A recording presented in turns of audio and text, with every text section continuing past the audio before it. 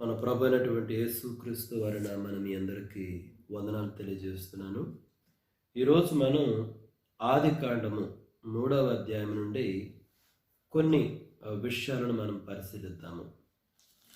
మొట్టమొదటిగా ఆదికాండం 3వ అధ్యాయము 6వ వచనాన్ని చదువుదాం. చూడండి.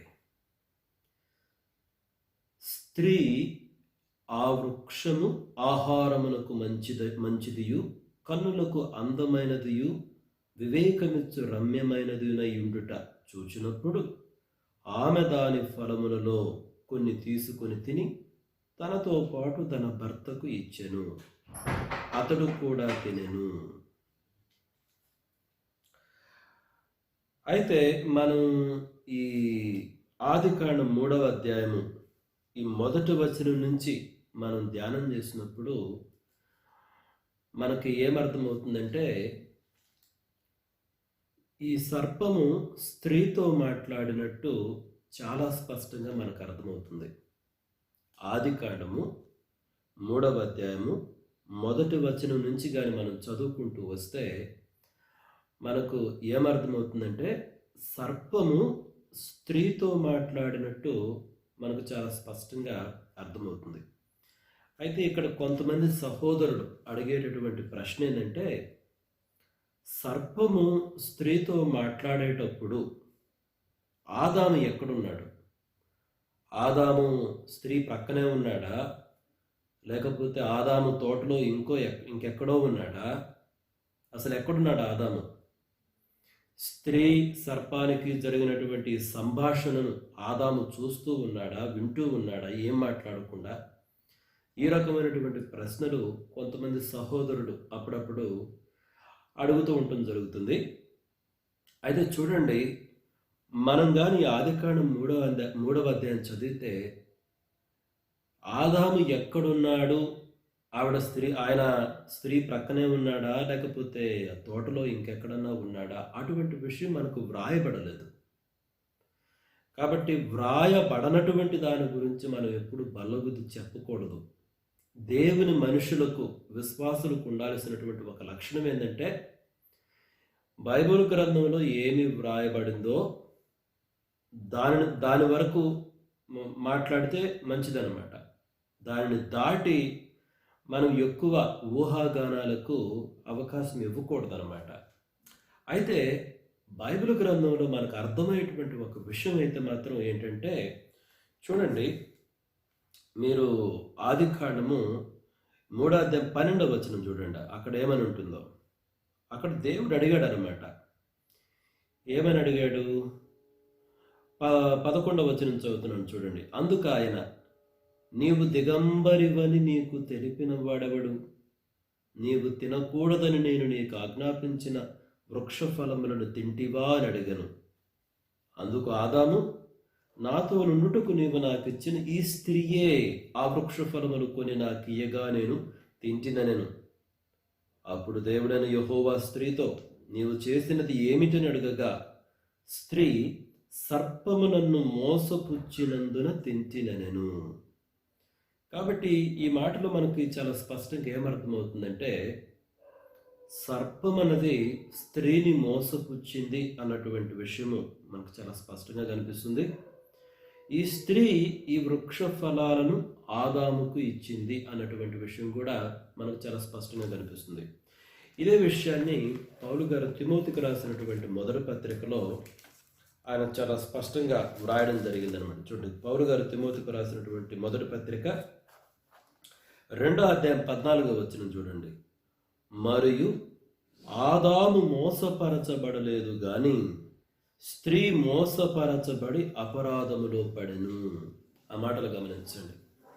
ఆదాము మోసపరచబడలేదు గాని స్త్రీ మోసపరచబడి అపరాధములో పడెను అని చాలా స్పష్టంగా ఉంది. కాబట్టి తన అర్థం ఏంటి? స్త్రీ ఎందుకు తినిందంటే, స్త్రీ మోసపరచబడింది. సర్పము స్త్రీని మోసం చేశాడు, కానీ సర్పము ఆదామును మోసం చేయలేదు. అంటే దాని అర్థం ఏంటి? నాకు అర్థమయ్యేది ఏంటంటే, నా అభిప్రాయము, స్త్రీ మోసపరచబడి ఆ వృక్ష ఫలాలు తినింది. కానీ ఆదాము బహుశా తెలిసి తెలిసి తిన్నాడనమాట. స్త్రీ ఏ విధంగా మోసపరచబడింది? ఆ సర్పము స్త్రీతో ఏమని చెప్పింది?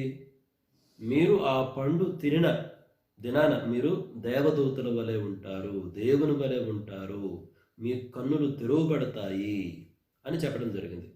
కాబట్టి స్త్రీ ఆ పండును చూసినప్పుడు అది చాలా రమ్యంగా ఆకర్షణీయంగా కనిపించింది అనమాట ఆ పండు. కాబట్టి స్త్రీ దేవదూతల వలె ఉండాలని, దేవుని వలె ఉండాలని ఆశించింది అనమాట. ఆ విధంగా మోసపరచబడింది. మోసపరచబడి ఆవిడ ఆ పండు తినడం జరిగింది. అయితే ఆదాము విషయానికి వస్తే ఆయన మోసపరచబడినట్టు బైబిల్ గ్రంథంలో లేదు. దాని అర్థం ఏంటి? ఆయన తెలిసి తెలిసి తిన్నాడనమాట. అది అవిధేయత అని తెలుసు. ఆ పండు తింటే దేవదూతల వలె ఉంటామని కానీ, దేవుని వలె ఉంటామని కానీ ఆదాము ఎప్పుడు అనుకోలేదు. ఆ విధంగానే ఉందన్నమాట ఇక్కడ వ్రాయబడినటువంటి మాటలు. కాబట్టి స్త్రీ మోసపరచబడింది, ఆదాము మోసపరచబడలేదు. ఆదాము తెలిసి తెలిసే తిన్నాడు ఆ పండుని అన్నటువంటి విషయాన్ని మనం గమనించాలి. అయితే ఇంకా ఆశ్చర్యకరమైన విషయం ఏంటంటే బైబిల్ గ్రంథం ఏం చెప్తుందో తెలుసా? మీరు రోమిలకు రాసినటువంటి పౌలు గారు రోమిలకు రాసినటువంటి పత్రిక చూడండి, 5వ అధ్యాయం 12వ వచనం చదువుతాను. పౌలు గారు రోమిలకు రాసిన పత్రిక 5వ అధ్యాయం 12వ వచనం చూస్తే, ఇట్లుండగా ఒక మనుష్యుని ద్వారా పాపమును, పాపము ద్వారా మరణమును లోకములో ఎలాగు ప్రవేశించునో అలాగుననే మనుష్యులందరూ పాపము చేసినందున మరణము అందరికీ సంప్రాప్తమాయను. ఇక్కడ ఏమనుంది? ఒక మనుష్యుని ద్వారా పాపమును. ఎవరు ఆ మనిషి? ఆ ఒక మనిషి, ఆ మనిషి ఆదాము. కాబట్టి పాపం అనేది లోకములోనికి ఎంటర్ అయింది మాత్రము ఆదాము ద్వారా మాత్రమేనని ఈ యొక్క లేఖనం చెప్తుంది. ఈ విషయం this is a very important observation అనమాట. మోసపరచబడి పండు తినింది స్త్రీనే. స్త్రీ మోసపరచబడింది. అయితే ఆదాము మోసపరచబడినట్టు ఎక్కడ వ్రాయబడలేదు. అయితే పాపం అనేది లోకములోనికి ప్రవేశించింది ఆదాము ద్వారా మాత్రమే అని ఈ యొక్క లేఖనాన్ని బట్టి మనం అర్థం చేసుకోవచ్చు.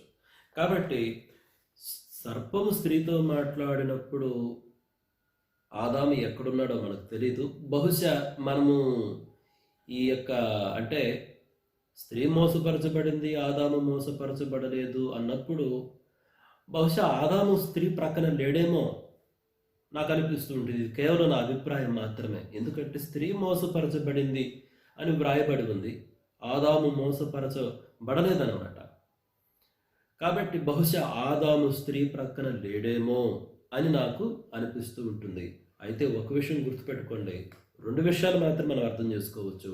మొట్టమొదటిది మోసపరచబడింది స్త్రీ.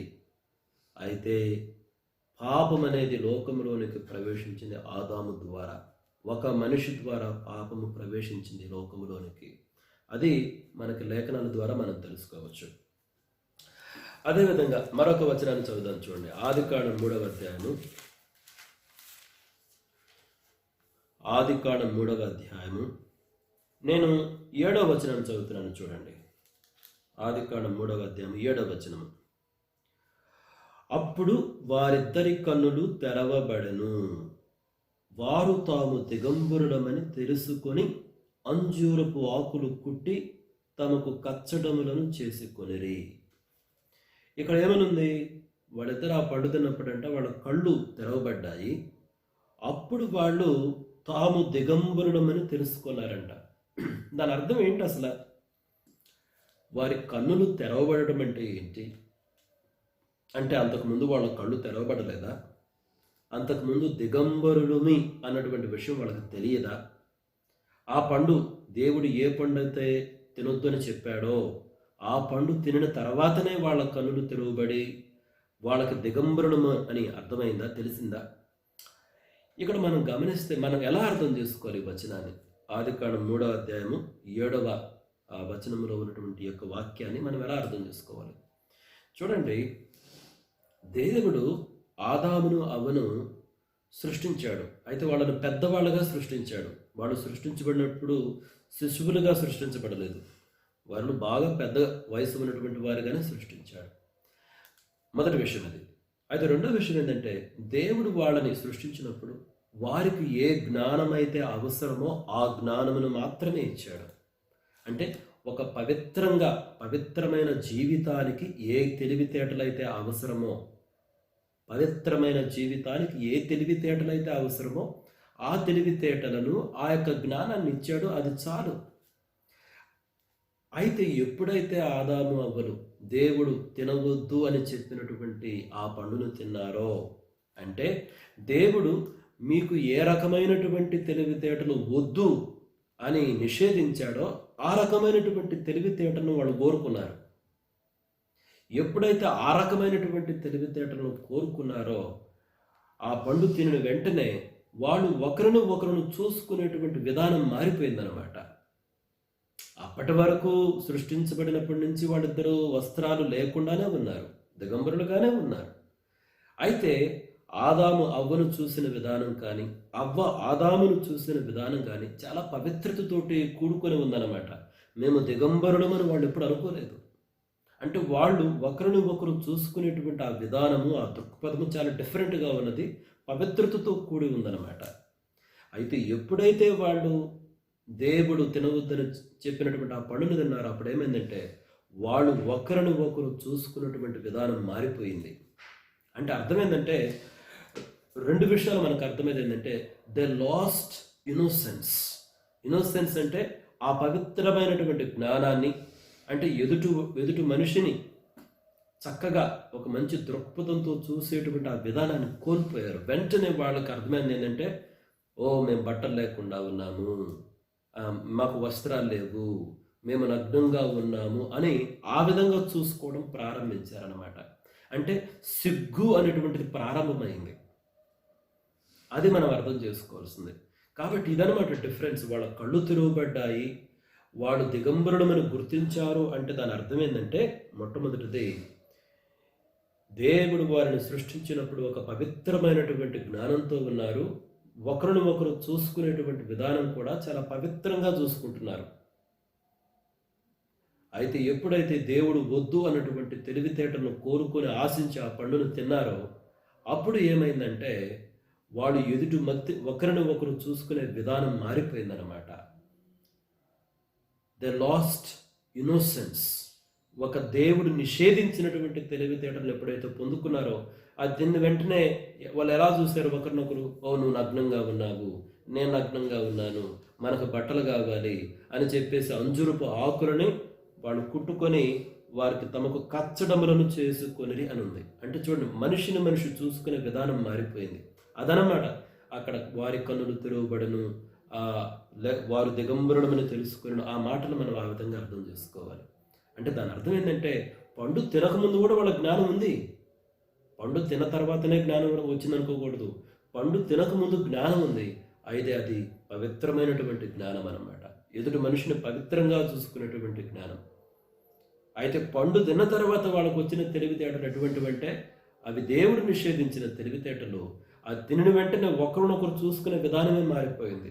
అందుకనే చూడండి, మనలో చాలామందిని రోడ్డు మీద పోతూ ఉంటే చాలామంది పురుషులు స్త్రీలను ఎలా చూస్తారు, చాలామంది స్త్రీలు పురుషులను ఎలా చూస్తారు, ఎంతో చెడు ఉద్దేశాలతో చూస్తూ ఉంటారు. అదనమాట అక్కడ సంభవించింది. కాబట్టి దేవుడు నిషేధించినటువంటి తెలివితేటలను తినడం వలన వారికి సిగ్గు అనేది తెలిసింది, ఒకరు చూసుకునేటువంటి విధానం మారిపోయింది అన్నటువంటి విషయాన్ని మనం గమనించాలి. మూడవ విషయాన్ని గమనిద్దాం. చూడండి, ఆదికాండం 3వ అధ్యాయం 8వ వచనం.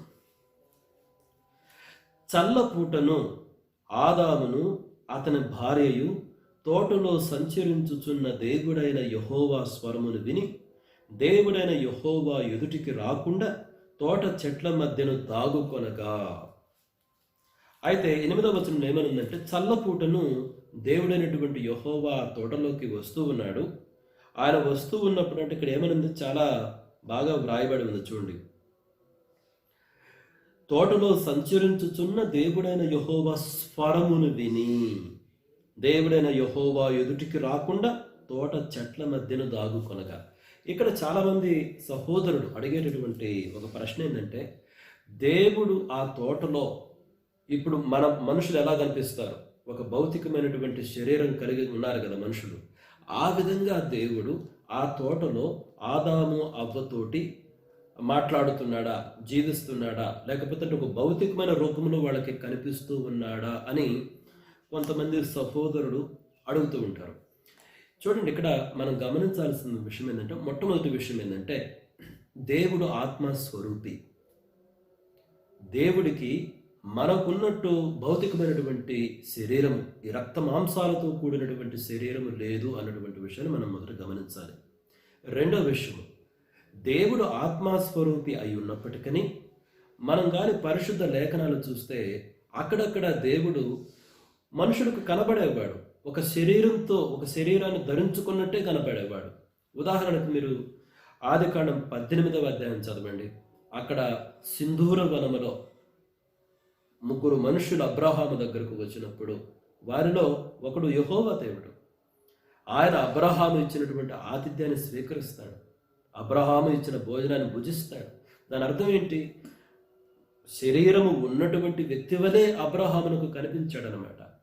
కాబట్టి బహుశా ఈ ఏదెను వనములో కూడా దేవుడు ఆనాడు అబ్రహాముకి ఏ విధంగా కనిపిస్తూ వచ్చాడో, ఒక శరీరము ఉన్నటువంటి మనిషిలాగా అదేవిధంగా ఆదాము అవ్వకు కనిపించి ఉండవచ్చు అని మనం అర్థం చేసుకోవచ్చు. కాబట్టే వాళ్ళు ఏం చేశారంటే, దేవునికి కనపడకుండా తమను తాము చెట్ల చాటును దాక్కున్నారనమాట. వాళ్ళు భయపడి దాక్కున్నారనమాట. కాబట్టి దీన్ని ఏమంటారంటే, ఇంగ్లీష్లో థియోఫనీస్ అంటారు. థియోఫనీ అంటే అర్థం ఏంటంటే, దేవుడు శరీరము ఉన్నటువంటి వ్యక్తి వలె కనబడడం. దాన్ని థియోఫనీ అంటారు. ఈ పదాన్ని గుర్తుపెట్టుకోండి, థియోఫనీ అంటారు. థియోఫనీ అంటే దేవుడు ఆత్మస్వరూపి, ఆయనకు మనవలే రక్త మాంసాలు కలిగినటువంటి శరీరం లేదు. అయినప్పటికీ ఆయన అప్పుడప్పుడు శరీరము ఉన్నటువంటి వ్యక్తి వలె కనిపిస్తూ ఉంటాడనమాట తన భక్తులకి. అటువంటి వాటిని థియోఫనీస్ అంటారనమాట. బహుశా ఆ విధంగానే ఆదాము అవ్వతోటి ఆ తోటలో దేవుడు ఉండి ఉండవచ్చు. మరొక విషయాన్ని మనం గమనిద్దాం. చూడండి, ఆదికాండం 3వ అధ్యాయము నేను 14-15 వచనాలు చదువుతున్నాను. చూడండి. అందుకు దేవుడైన యెహోవా సర్పముతో, నీవు దీన్ని చేసినందున పశువులన్నిటిలోనూ భూజంతువులన్నిటిలోనూ నీవు శపింపబడిన దానివై నీ కడుపుతో ప్రాకుచు నీవు బ్రతుకు దినములన్నయూ మన్ను తిందువు. మరియు నీకును స్త్రీకిని నీ సంతానమునకును ఆమె సంతానమునకును వైరము కలుగజేసేదను. అది నిన్ను తల మీద కొట్టును, నీవు దానిని మడమ మీద కొట్టుదువని చెప్పాను. ఈ యొక్క 15వ వచనాన్ని చూస్తే సమస్త మానవాళి కోసము ఉన్నటువంటి దేవుని యొక్క రక్షణ ప్రణాళిక మనకు కనిపిస్తుంది. ఏమనుంది 15వ వచనంలో? మరియు నీకును స్త్రీకిని నీ సంతానమునకును స్త్రీ సంతానమునకును వైరము కలుగజేసేదను. అది నిన్ను తల మీద కొట్టును, నీవు దానిని మడమ మీద కొట్టుదు అని చెప్పాను. చూడండి, ఇక్కడ డబుల్ పిక్చర్స్ ఉన్నాయి. డబుల్ పిక్చర్స్ అంటే బైబిల్లో కొన్ని పరిశుద్ధ లేఖనాలలో డబుల్ పిక్చర్స్ ఉంటాయన్నమాట. దాని అర్థం ఏంటంటే, ఇక్కడ దేవుడు సర్పంతోనే మాట్లాడుతుంది.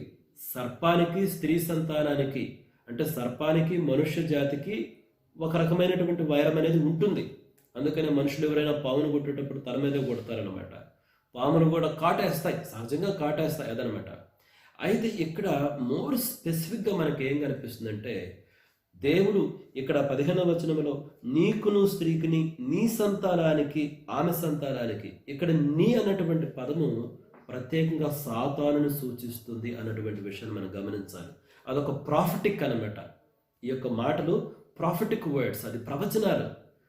సమస్త మానవాళి కోసము దేవునికి ఉన్నటువంటి రక్షణ ప్రణాళికను దేవుడు ఇక్కడ వెల్లడి చేయడం జరిగింది.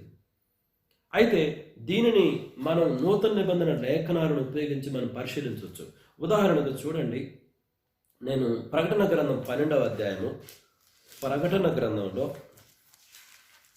12వ అధ్యాయము 9వ వచనము. ప్రకటన గ్రంథము 12వ అధ్యాయం 9వ వచనం నేను చదువుతున్నాను. చూడండి. కాగా సర్వలోకమును మోసపుచ్చుచు అపవాదియు సాతాననియు పేరు గల ఆది సర్పమైన ఆ మహాఘట సర్పము పడద్రోయబడను, అది భూమి మీద పడద్రోయబడను. ఈ 9వ వచనంలో చూడండి, ఇక్కడ సాతానుని ఏమని పిలవడం జరిగింది? ఆది సర్పము అని పిలవడం జరిగింది, మొట్టమొదటి విషయము. అయితే 9వ వచనం ప్రారంభంలో ఏమనుందంటే, కాగా సర్వలోకమును మోసపుచ్చుచు. సర్పం ఏం చేస్తుందంట? ఈ యొక్క సాతానుడు సర్వలోకాన్ని మోసపుచ్చుతున్నాడంట. ఈ 2 విషయాలు గమనించండి. అక్కడ స్త్రీని మోసం చేసింది ఎవరు? స్త్రీని మోసం చేసింది సర్పమే. అయితే వాస్తవంగా సర్పాన్ని ఉపయోగించుకుంటే సాతానుడు అనేటువంటి విషయాన్ని మనం గమనించాలి. అందుకని ఈ యొక్క వచనంలో ఏమనుందంటే, సర్వలోకాన్ని మోసపుచ్చుతుంది సాతానుడు అనేటువంటి విషయాన్ని గమనించాలి. అయితే సర్పాన్ని ఏదైనా వనంలో సర్పాన్ని సాతానుడు ఉపయోగించుకున్నాడు అనమాట. అయితే 2వ విషయం, అందుకని సాతానుడికి ఇక్కడ ఏమనుందంటే ఆది సర్పము అని పేరు పెట్టడం జరిగింది. మరొక వచనాన్ని నేను చదువుతాను చూడండి. రోమిలకు రాసినటువంటి పత్రిక పౌలు గారు 16వ అధ్యాయానికి రండి. పౌలు గారు రోమిలకు రాసినటువంటి పత్రిక 16వ అధ్యాయము 20వ వచనం నేను చదువుతున్నాను చూడండి. సమాధానకర్తయగు దేవుడు సాతానును మీ కాళ్ళ క్రింద శీఘ్రముగా చితుక త్రొక్కించును. సమాధానకర్తయగు దేవుడు సాతానును మీ కాళ్ళ క్రింద శీఘ్రముగా చితుక త్రొక్కించును. ఈ మాటలు చదివినప్పుడు మనకు ఏమర్థమవుతుంది? ఆది కాండములో 3వ అధ్యాయం 15వ వచనంలో మనం చదివినటువంటి ఆ మాటను మనకు గుర్తుకు రావాలి. దేవుడు అదే చెప్తుందనమాట. ఆ సర్పంతో ఏమని చెప్తున్నాడు? నీకును స్త్రీకిని, నీ సంతానమునకును స్త్రీ సంతానమునకును వైరము కలుగు చేసేదను, అది నేను తల మీద కొట్టును. తల మీద కొట్టడం అంటే చితక త్రొక్కడం అనమాట. కాబట్టి ఈ ఆది కాండం 3వ అధ్యాయం 15వ వచనంలో ఉన్నటువంటి మాటల్లో ఒక డబుల్ పిక్చర్ ఉందన్నమాట. డబుల్ పిక్చర్ అంటే అర్థం ఏంటంటే, ఒక పిక్చర్ వచ్చేసేమో అక్కడ సర్పంతోటి స్త్రీతోటి దేవుడు మాట్లాడుతున్నాడు. అయితే ఆ మాటల్లో ఒక ప్రొఫెటిక్ వాయిస్ ఉంది, ఒక ప్రవచనం ఉంది, రక్షణ ప్రణాళికను గురించినటువంటి మాటలు అక్కడ మనకు కనిపిస్తున్నాయి.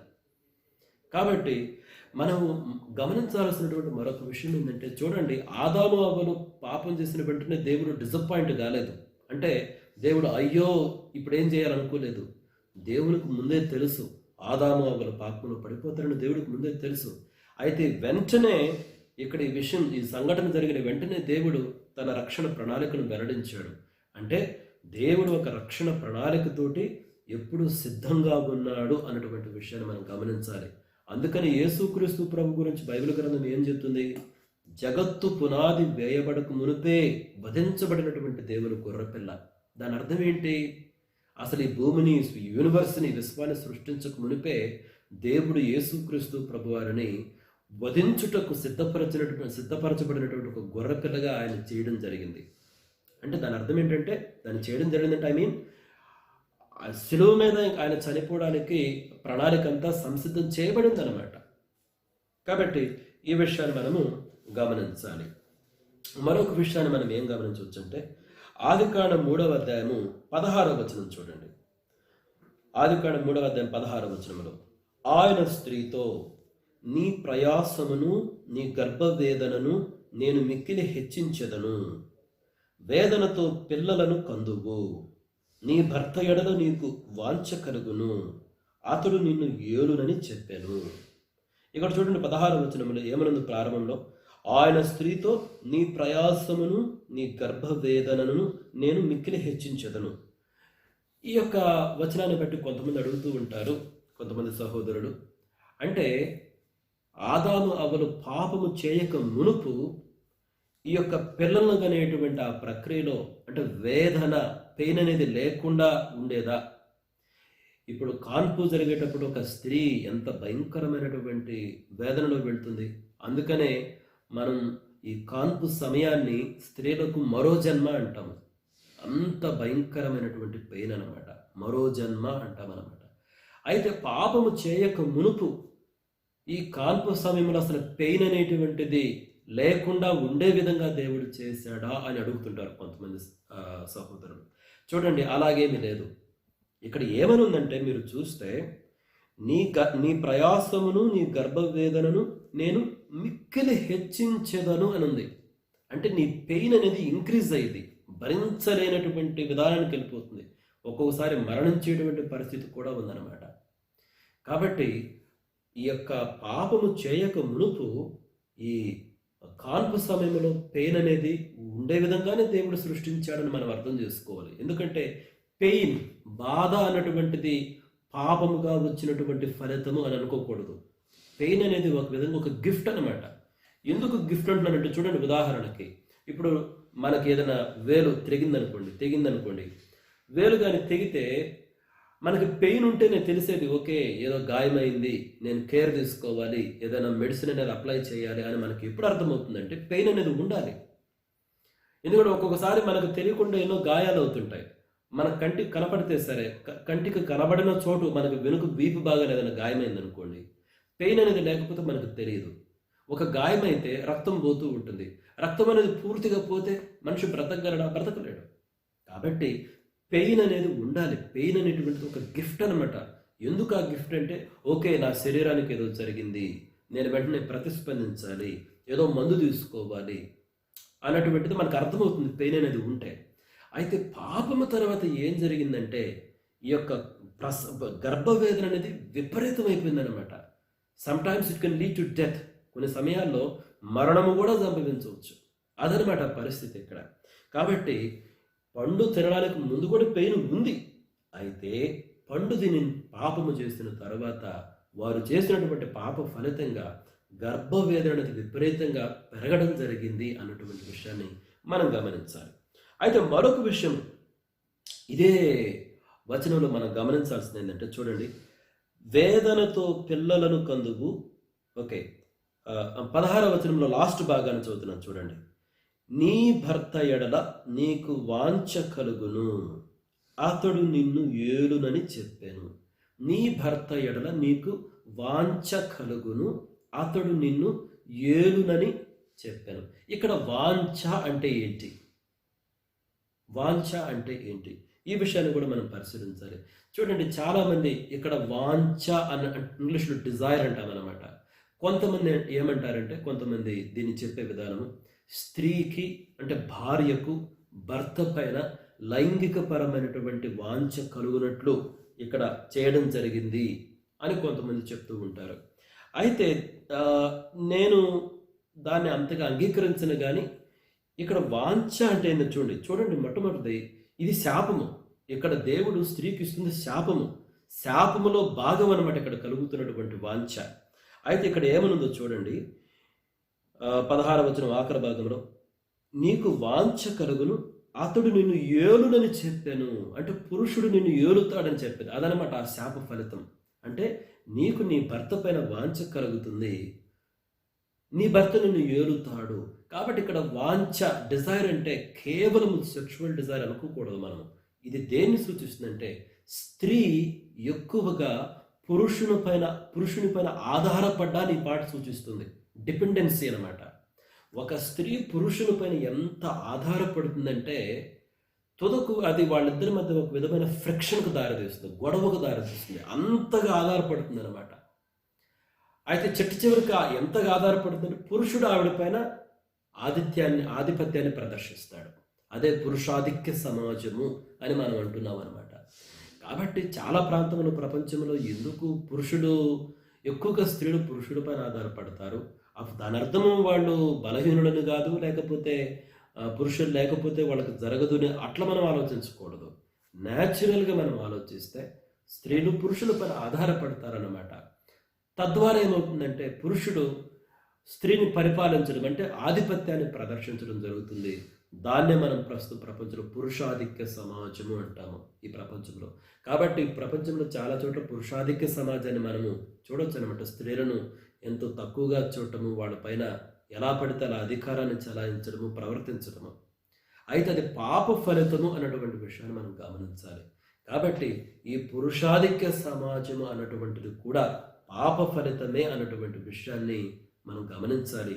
అయితే యేసుక్రీస్తు ప్రభువారి వల్ల కలిగినటువంటి విమోచన ద్వారా ప్రపంచంలో క్రైస్తవ్యము ఈ రక్షణ ఎక్కడెక్కడికి ప్రవేశించిందో అక్కడ స్త్రీలకు విముక్తి కలిగింది. ఈ పురుషాధిక్య సమాజం నుంచి విముక్తి కలుగుతూ స్త్రీలను కూడా పురుషులతో సమానులుగా చూడడం జరిగిందనమాట. కాబట్టి ఇక్కడ ఉన్నటువంటి దాన్ని మనం ఆ విధంగా అర్థం చేసుకోవాలి. కాబట్టి ప్రియమైన మిత్రులారా, మనము దాదాపు 6 విషయాలు ఈ యొక్క స్టడీలో గమనించాము.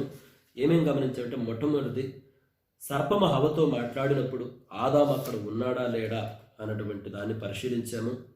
అయితే మనకు తెలియదు, బైబిల్ గ్రంథం స్పష్టంగా చెప్పలేదు కాబట్టి మనం ఏమీ బలగుద్ది చెప్పలేము. అయితే ఒక విషయం ఏంటంటే, స్త్రీ మోసపరచబడింది, ఆదాము మోసపరచబడలేదు. అయితే బైబిల్ గ్రంథంలో ఏమనుందంటే, మొదటి పాపం చేసింది ఆదామే అని చాలా స్పష్టంగా ఉంది. అయితే బైబిల్లో ఉన్నటువంటి డేటాను మనం పరిశీలించినప్పుడు మనకేమర్థమవుతుందంటే, బహుశా స్త్రీ సర్పమా స్త్రీతో మాట్లాడుతూ ఉన్నప్పుడు ఆదాము లేడేమో అని మనకు కొంత బైబిల్ డేటా చూసినప్పుడు మనకు అనిపిస్తుంది. తర్వాత వారు పడుతున్నప్పుడు వాళ్ళకి కన్నులు తెరవబడ్డాయని, వారు దిగంబరులని వారు తెలుసుకున్నారు అని మనం చూసాము. అసలు దాని అర్థం ఏంటో మనం పరిశీలించడం జరిగింది. చూడండి, దేవుడు వారిని పెద్దవాళ్ళగానే సృష్టించాడు. అయితే మొట్టమొదటి వాళ్ళకి ఏ రకమైన జ్ఞానం ఇచ్చాడంటే, అది దేవుని జ్ఞానము, పవిత్రమైన జ్ఞానాన్ని ఇస్తే, ఆ జ్ఞానం కలిగినప్పుడు ఎదుటి వ్యక్తిని ఎలా చూసుకుంటారు? ఎంతో పవిత్రమైన ఉద్దేశాలతో చూసుకుంటారు. అయితే ఎప్పుడైతే దేవుడు నిషేధించినటువంటి తెలివితేటలను వీళ్ళు కోరుకున్నారో, వీళ్ళు మనిషిని చూసే విధానం మారిపోయిందనమాట. అప్పుడు వాళ్ళు అంటే ద లాస్ట్ ఇన్నోసెన్స్, ఆ పవిత్రతను కోల్పోయారు. సిగ్గు అనేది వాళ్ళకి తెలిసింది. అంటే ఎదుటి మనిషిని చూసే విధానం మారిపోయింది. నువ్వు నగ్నంగా ఉన్నావు, నేను నగ్నంగా ఉన్నాను అంటే ఒక డిఫరెంట్ యాటిట్యూడ్ అనేది డెవలప్ అయింది వీళ్ళకి. రైట్, అదనమాట మనం అర్థం చేసుకోవాలి. అయితే అందుకనే చాలామంది ఈ లోకం చూడు, ఎదుటి మనిషిని చూసేటప్పుడు ఒక విపరీతమైనటువంటి దూరంలో చూస్తూ ఉంటారు. అది పాప ఫలితమైనటువంటి విషయం మనం గమనించాలి. అయితే మూడో విషయం మనం ఏం గమనించామంటే, మనము దేవుడు ఆ యొక్క తోటలో నడిచినప్పుడు భౌతికంగానే నడిచాడా అంటే, చూడండి, దేవుడు ఆత్మస్వరూపి. అయితే అప్పుడప్పుడు ఆయన శరీరం ధరించుకొని ఒక మనిషిలాగానే కనిపిస్తూ ఉంటాడు. ఆదికాండం 18వ అధ్యాయంలో ఒక సాదృశ్యాన్ని కూడా మనం చూసాము. కాబట్టి బహుశా దేవుడు ఆత్మస్వరూపైనటువంటి దేవుడు ఒక మనిషి వలె శరీరం ధరించుకున్నటువంటి వ్యక్తి వలె వారికి కనిపించి ఉండవచ్చు అని మనం అనుకున్నాము. ఐదవ విషయం ఏంటంటే, మనం గమనించింది, మరి గర్భ వేదన, ఈ పెయిన్ అన్నటువంటిది కేవలము తర్వాతనే వచ్చిందా అంటే, పాపము చేసిన తర్వాతనే వచ్చిందా, పాపములకు ముందు లేదా అంటే, పాపములకు ముందు కూడా పెయిన్ అనేది ఉంది. పెయిన్ అనేది అవసరం మనిషికి. అయితే పాపం చేసిన తర్వాత ఏమైందంటే, గర్భవేదన పెరిగిందనమాట. ఎంతగా పెరిగిందంటే ఒక్కొక్కసారి మరణము కూడా సంభవించవచ్చు అన్నటువంటి విషయం మనం గమనించాలి. ఆరో విషయం మనం ఏం గమనించామంటే, స్త్రీకి పురుషుని ఎడల వాంఛ కలుగును, పురుషుడు స్త్రీని ఏలును. ఇది ఒక శాపం అన్నటువంటి విషయం మనం గమనించాలి. కాబట్టి ఇక్కడ ఉన్నటువంటి వాంఛ కేవలం సెక్షువల్ డిజైర్ అని చెప్పకూడదు, తప్పు. అయితే ఏంటంటే, స్త్రీ పురుషుని పైన డిపెండెన్సీ అనమాట, ఎక్కువగా ఆధారపడుతుంది. తద్వారా పురుషుడు చివరికి ఏం చేశాడు? స్త్రీని పరిపాలించడం, ఆధిపత్యాన్ని ప్రదర్శించడం ప్రారంభించాడు. అదే పురుషాధిక్య సమాజము అన్నటువంటి విషయం మనం గమనించాలి. అయితే యేసుక్రీస్తు ప్రభు యొక్క శిలువ కార్యము ద్వారా ఈ పురుషాధిక్య సమాజము పటాపంచలై, స్త్రీ కూడా పురుషునితో సమానురాలు, ఈక్వల్ అన్నటువంటి విషయము మనం గమనించాలి. అందుకనే ఈ యొక్క రక్షణ కానీ, యేసుక్రీస్తు ప్రభు యొక్క సువార్త కానీ ఎక్కడికి వెళ్ళినప్పటికీ స్త్రీలకు విముక్తి కలుగుతుంది.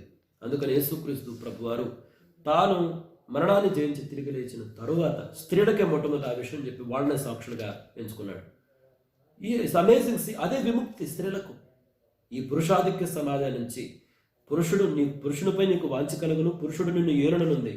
అయితే దేవుడు మీకు అర్థమంది ఉంటారు, స్త్రీకి పురుషునిపైన వాంఛ కలుగును, పురుషుడు స్త్రీని ఏలును అన్నటువంటి ఈ మాటలు మనం గమనిస్తే, యేసుక్రీస్తు ప్రభువారు పునరుద్ధానం తర్వాత మొట్టమొదటిగా ఆ సమాచారాన్ని స్త్రీలకే ఇచ్చాడు. దాని అర్థం ఏంటి? స్త్రీలకు ఒక విముక్తి అనమాట. అత్యంత విలువైనటువంటి సమాచారాన్ని వాళ్ళకే ఇచ్చాడు. అందుకనే క్రైస్తవమైనది ఎక్కడెక్కడికి ప్రవేశిస్తూ ఉంటుందో అక్కడ స్త్రీలకు విముక్తి కలుగుతుంది అన్నటువంటి విషయాన్ని మనం గమనించాలి. Right. So with these things we close our today's Bible study. Before we close, let's have some question and answer session.